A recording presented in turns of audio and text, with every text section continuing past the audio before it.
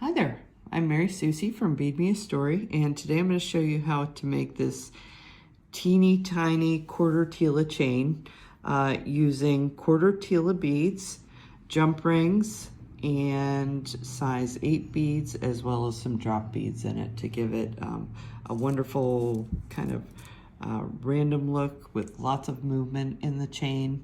This is a very simple chain. Pretty much any beginner should be able to do this. And along with this, I want to show you in the video, I'm going to be showing you some added textures that we can learn to do to add into this chain and probably, make it much longer or make a wrap bracelet out of it instead of making it into a chain that we wear around our neck. And it's always more interesting if you add some extra textures to your chain that create even more movement than we already have here. One more thing I want to mention is on YouTube here, be sure to like and follow me. I do lots of free videos all the time, and I have some other chains that I've done previously that will work really, really nicely with this. So I just want to show you this spiral chain. This one is also a kit, but you can see it's a similar size to this chain. This will work really well with it. And I am creating a substitution for you. So if you want to substitute the copper rings into this kit, you can certainly do that. But when I did this chain and I made this project, this comes with a whole series of videos. And I'm going to show you the longer version of this necklace. Okay, and the series of videos that I did to go with this. So this used all sorts of different kinds of beads and different kind of connections with it. I did it in a couple different colors, showing you how to create texture and pattern throughout this chain. And I even did a portion where we used the seed beads to just string them and add to the chain. So finding patterns in these very teeny tiny chains can be challenging, and that's why I like to add a little extra to my videos so you can see all the things that are going to work together.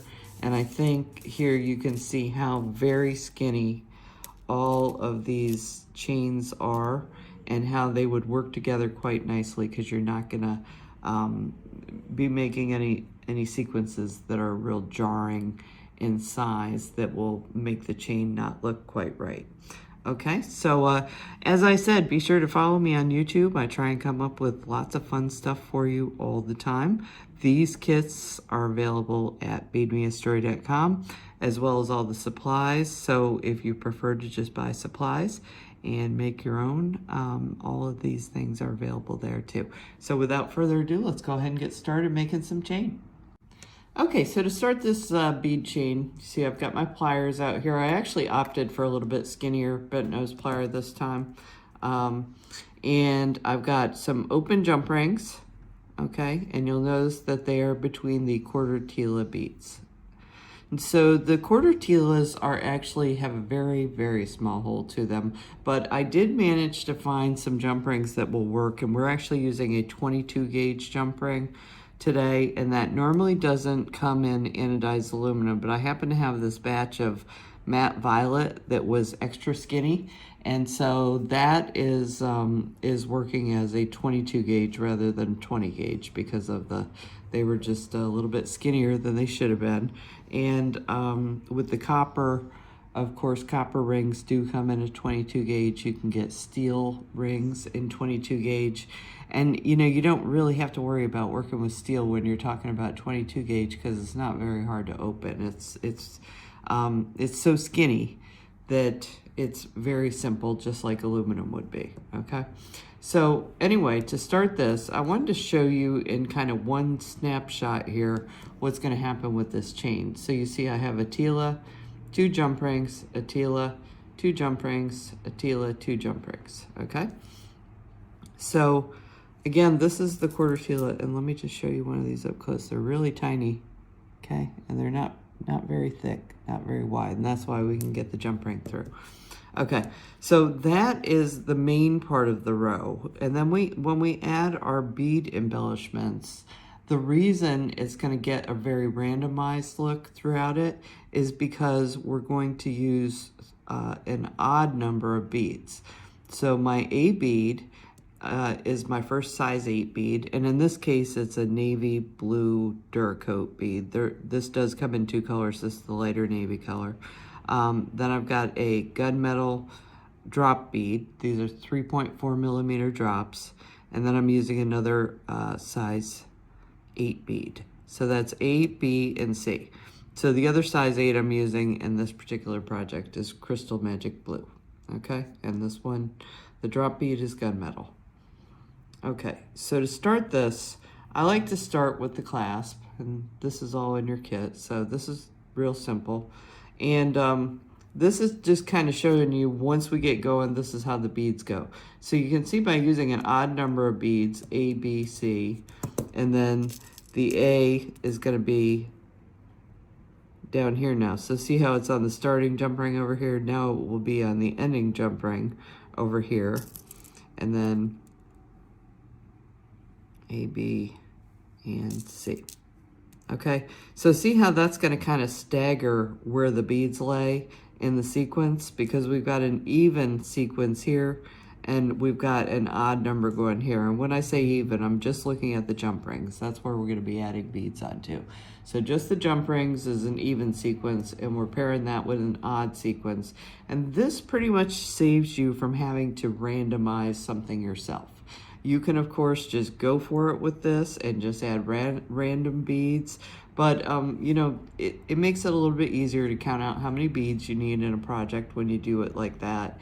And, you know, it's just easier this way, because it does look very random when you finish, but it's also going to have balance to it. Okay, so let's kind of forget about this here, and I'm going to start the chain. Now when I start, I'm just going to pick up a bead and pass through this one that's already on the Lobster Clasp.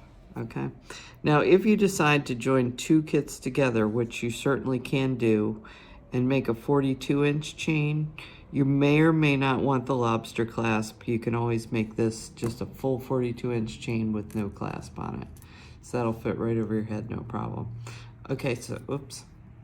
Here I got talking and I made a mistake already. Can't even get started without making a mistake. Okay, so what I was supposed to do as I was doing this was add this quarter Tila bead on.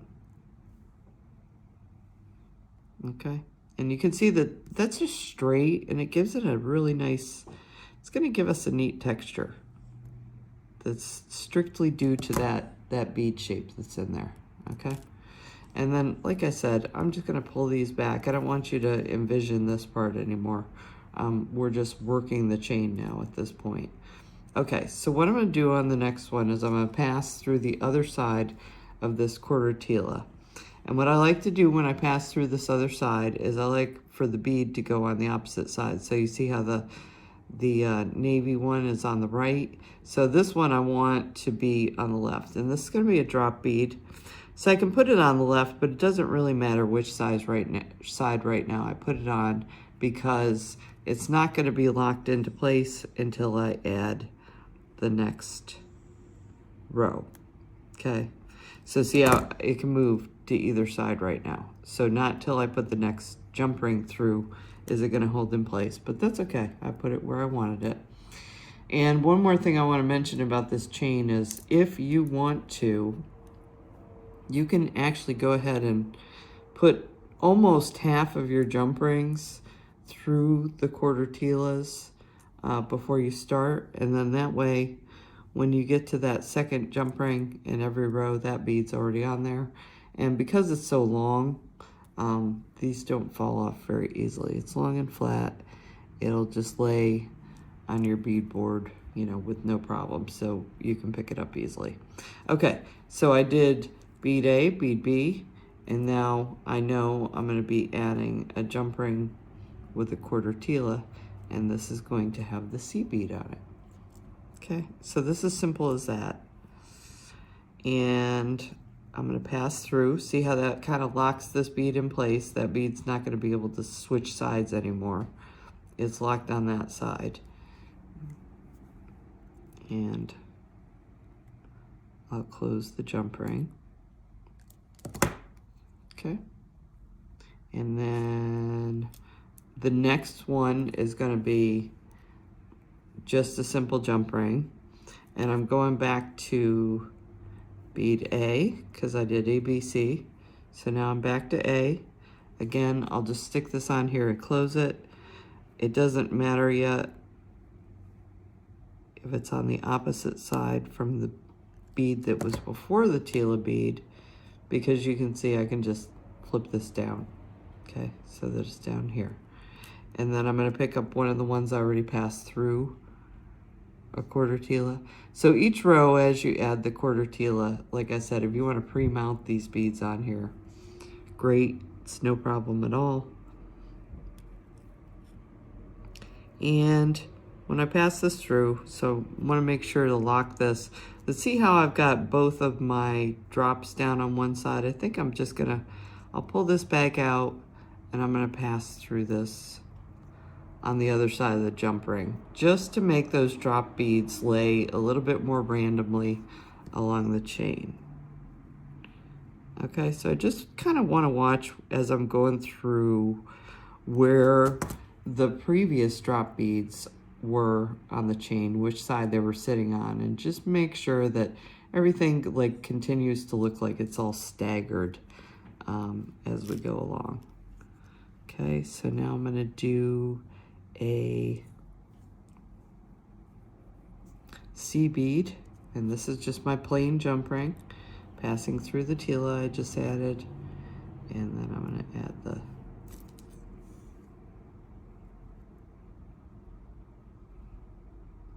bead C. Okay, and you can see the drops up top, so I'm going to move this down to the bottom. So when I add this next one, it will lock it into place. Okay, and then I'm back to A again. Okay, so that's all there is to this chain. It's just ABC, ABC as far as adding the beads, and then you can kind of make decisions as to which side of each jump ring everything's laying on, and that'll make it look interesting. Okay, so now that I've shown you that, as anybody knows who's been following me for a long time, I always like to add extra textures to show you, extra things to my videos that are just in the video and can make your chains all that much more interesting. So I found something really fun to do with these, and it uses all these same materials. So if you get like 2 kits, say, you know, you'll probably have enough to do this, or you can just buy the materials on their own too, buy some extra materials so you can have some fun. So what we're going to be doing next is this pattern here. Okay, bring that up real close to the camera. So this pattern is created by putting jump rings over top of the quarter Tila beads. Okay, and I think the pattern is real fun here. I've got, you can see I've got the seed bead, the Crystal Magic Blue, down at the bottoms, and then you see another seed bead up at the top. And that seed bead is actually sitting on a jump ring that's going to go over top of the Tila bead. Okay, and the other way that I've achieved this is by, there's only one jump ring between each Tila. Okay, so I'll show you that.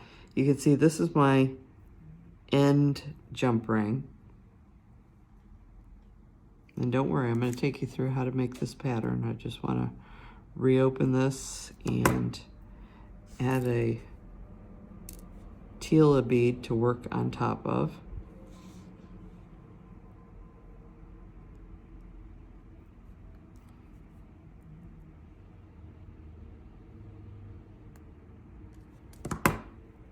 Okay, so now that locks that Crystal Magic Blue bead we saw down there into place.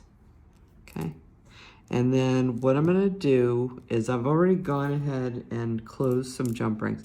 So for each Tila bead, what we're going to need to put on top of it, and this is really crunched, okay? So this requires a little bit of hand efficiency. We're going to put on a closed ring that has a bead, and then another closed ring, and then we're going to bring in an open jump ring with one of our Crystal Magic Blue beads, and then add another quarter Tila bead. Okay, sorry, I had to pause the video. Kept making mistakes there. Okay, so we put on our closed ring, and then I put on the ring that has the bead on it. I'm gonna grab the bead to let this stuff kind of drop down, let gravity do its work. When I let this drop down, I wanna make sure that this bead is sitting on the correct side where the other previous rows I did like this were. Oops. And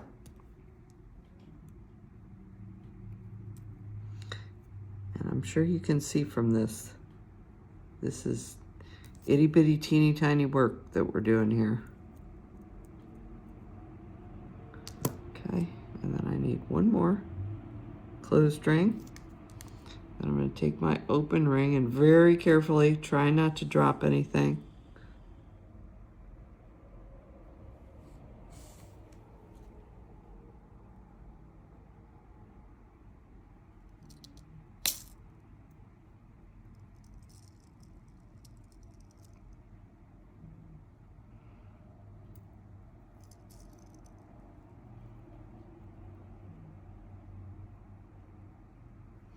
Okay, and then, so you notice I got my jump ring through the Tila, but then these other ones popped up onto the jump ring. That's okay.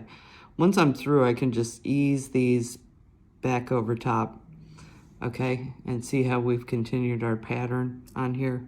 And then I'm going to pick up the Crystal Magic Blue bead to sit on this other side.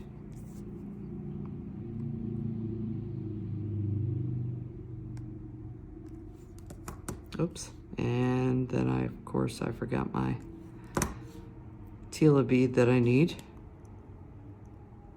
Let me flip this over to the other side. So I like to hold on to jump rings where I'm making sure that if there's a bead there that it can't slide off. So I put my pliers above it with my dominant hand, and that helps a lot. I do that quite often in a whole lot of my projects.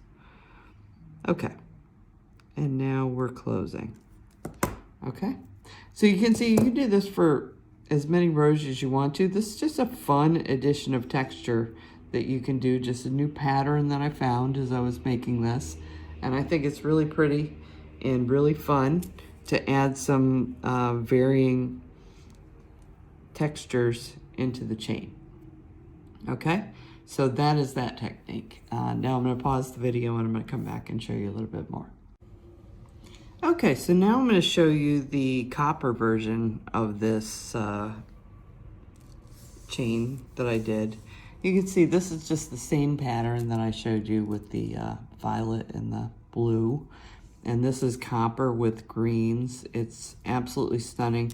And I will mention that the beads in this, particularly these ones here, these are glass beads that are actually copper coated, and these are a lot like the sterling silver plated. These are copper plated.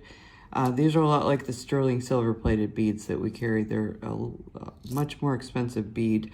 Not that any of these beads are inexpensive. Maybe the drops are not too bad. These kind of metallic finishes are really nice and give you wonderful lusters, but they do come with a little bit bigger price tag than just a plain old bead does. But you know, that's half the fun with seed beading, is that there's just a whole world of finishes and different things. Okay, so the green, you can see I did it with this matte metallic patina bead, And then this is a silver line bead. I believe this one's called Lichen. And then this is a drop bead that is color lined with green, and the outside is actually amethyst. And then I did the copper plated beads. And I'm actually using copper jump rings in this, okay? So this kit is just the same pattern I just showed you with the 2 jump rings in between each of the quarter Tilas, and then A, B, C beads. So these were my A, B, and C beads that I used to make the chain. Okay, I'm gonna get that out of the way.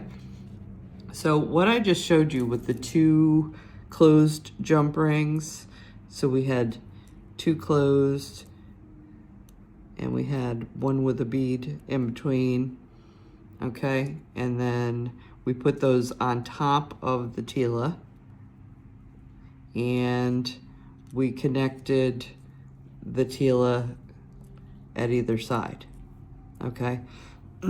Now, if we did not connect a Tila at either side, excuse me, what we can do is I created kind of a spiraling effect, okay? So you can see that I had a jump ring coming out of the Tila here. And then to start the next Tila row, I added a new jump ring with a bead. Okay, so these 2 jump rings that you see here, each got a bead on them, and they're each attaching to a different quarter Tila bead. Okay, so you can see the 2 empties that I have in this pattern. So this is the same exact pattern I just showed you. It's just, it's got 1 more jump ring in between. And because I did that, it actually turns the Tila as a quarter turn each time, and I was able to make the pattern go around in a spiral, okay? Now, I found another pattern that I really liked, and that's this one here. So I thought to myself, well, what would have happened if I put on 2 beads that were on the closed ring, and I put those over the Tila? And this is kind of what happens here. You get 1 over here, and it gives you this kind of diagonal. So this gives you just yet another texture that we can work with. And so all I did for this one, you can see I've got the Tila on the end here. And then I'm just gonna show you that I'm gonna drop one of these on. And then I'm gonna drop the other one on with the bead facing the opposite direction.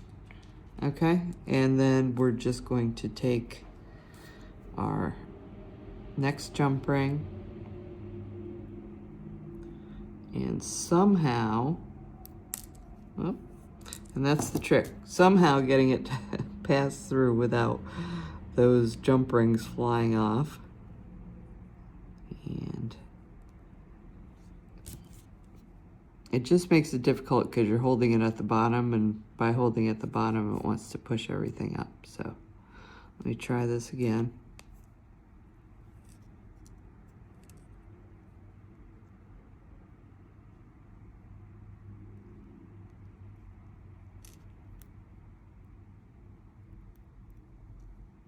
As you do this too, use a little bit of discernment when choosing your beads, because it may just be that I picked a bead that it was a little,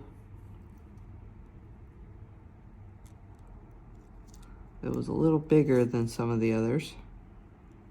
Okay, so that popped off, but you see I'm going to try and get this jump ring back in place here, which is harder than when you saw me do it before, because before the outside jump ring didn't have a bead on it, so that's not working for me. Let me grab this other one.